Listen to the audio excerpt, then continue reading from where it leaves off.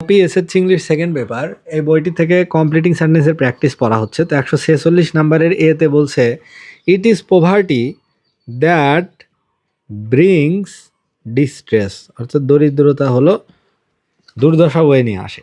B নাম্বারে বলছে প্রথমেই gap, that this condition is our own creation.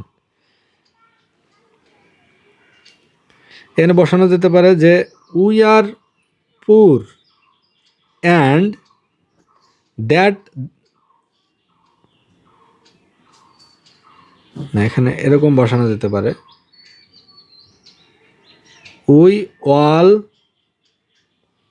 Believe, we all believe, we all believe, তারপরে বসাবো that this condition is our own creation, যে অবস্থা আমাদের নিজেরই সৃষ্টি, এটা আমরা সবাই বিশ্বাস করি। সি নাম্বারে বলছে মেনি ডু নট ট্রাই, এখানে হবে টু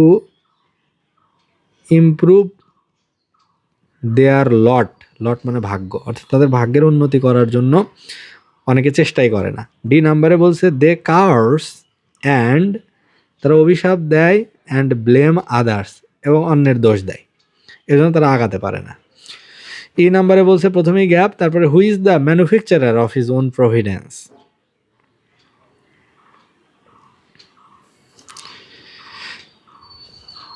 এখানে বসানো যেতে পারে যে it is man who is the manufacturer of his own Providence.